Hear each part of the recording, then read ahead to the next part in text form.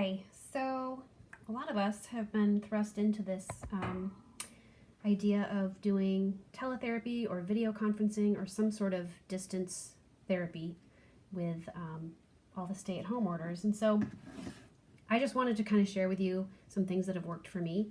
I see private clients on the side, and I usually see them in their homes. And then my full-time job is in a school system. So with my private clients, a couple weeks ago, I was told that I could go ahead and see them through teletherapy. And I had no idea what to do or how to start, and I was very overwhelmed. Had a lot of these questions, as you may as well. And so I just kind of wanted to start by talking about like the whole mindset of having to wrap your head around this new idea. So how am I going to do this? That was kind of my first overarching question.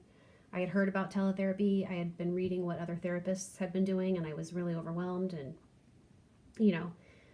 all I'm going to say on that right now is you can do this. I have done about 5 sessions so far, and 5 or 6 with my private clients, and it's worked out well. It's been much easier than I expected it to be. I don't really love having adults watch me when I'm doing therapy. I don't know what, I would think that I'd be comfortable at this point, but it's a strange thing. And especially if you're a school therapist, your parents are not usually there watching you, right? So I thought that was going to be super weird. And it's been kind of cool because what I've been able to do is the parent, I think, is really nervous too. So keep that in mind. So I wouldn't be worrying about what they're thinking about you, but I've really been able to kind of coach them and give them ideas, and I'm taking my ideas in my mind and just asking the parent to please do this with the student. And so they're so busy kind of figuring out what to do, they're not really going to be that involved in or caring about what critiquing what you're doing. And the other thing about that is parents right now are just so happy to have somebody else come in, even though you're not there physically, to do things with their kids. So that's all I'm going to say about that. Wasn't sure about the technology piece of this, and because I'm used to doing like FaceTime, and you can certainly use FaceTime to do teletherapy or sessions, but it's a lot easier if you're using something like Zoom. That's the only thing I'm familiar with is Zoom, and I wasn't familiar with it before all of this. Like even probably a week and a half ago, I really didn't know how to use it, and it's super user friendly. So if I can figure out the technology, you can. I wondered about materials and how am I going to do this with the things that I'm used to using.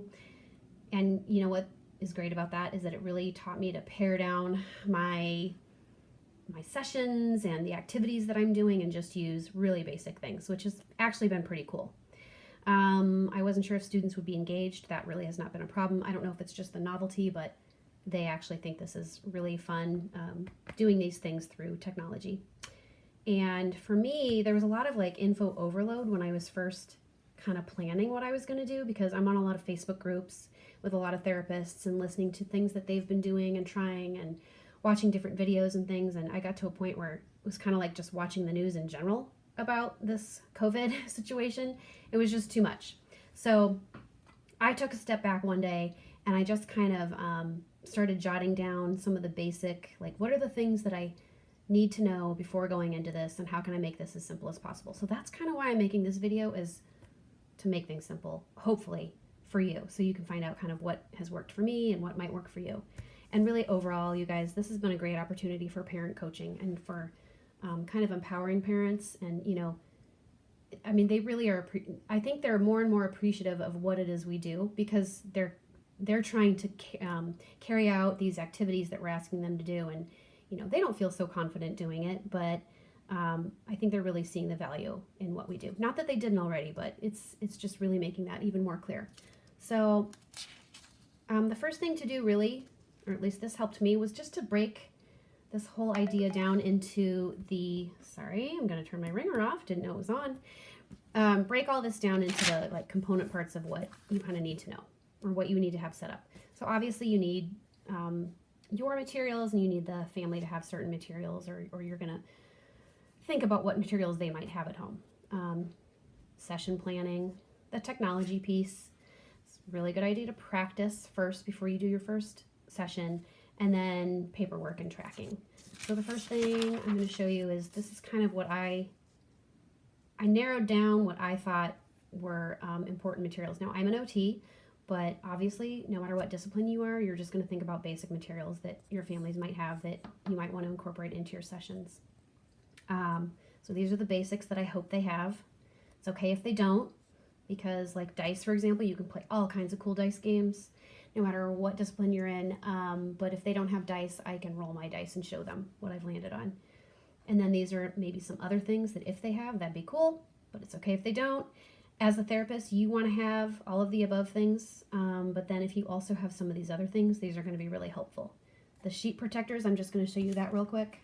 I was glad I was going through stuff. This gave me an opportunity to go through a lot of things, and I found my sheet protectors, and I was like, oh, well, why don't I just use these instead of making copies of the worksheets that I want to do in real time with the kids?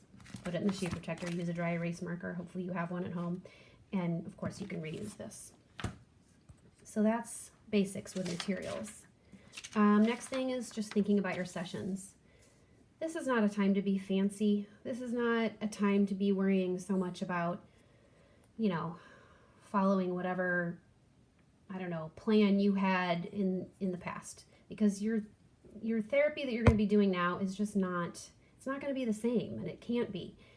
Your special ed director understands that. Your boss at your clinic understands that. So just, you know, keep things as simple as possible. I've found it really helpful to just have like a theme or a certain activity that I'm going to do for the week or for whatever that day is that I can use with multiple clients. Lots of cool things on the internet right now that people are making just for teletherapy. So, you know, stuff is out there. Use those resources. It's been helpful to have a schedule written out, not just for the student, but for me, to keep me on track.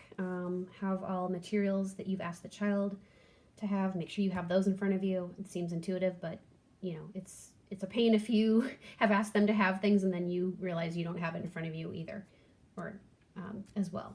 And then in that same vein, just having them, excuse me, show you each item that you've asked for before you start, so they don't have to go hunting for it. Along those same lines, you know, if you're going to use a worksheet or something with the student that you want them to actually have, just make sure the parent has that beforehand, or maybe make it something really simple that they can recreate in case their printer isn't working. That happened to me in real life. Oh, this is another thing that I forgot to put up there, just, you know, nitty-gritty detail of having asked the parent to have the child maybe use the restroom or get a snack before the session, because you're probably going to be on a time crunch and a you know, schedule, and you don't want to have to wait for kids to do that in the middle of their session. And then the biggest takeaway, and I got this from another therapist when I was doing some research about how to do all this, was to practice that session with a kid that you already know, or kids that you already know.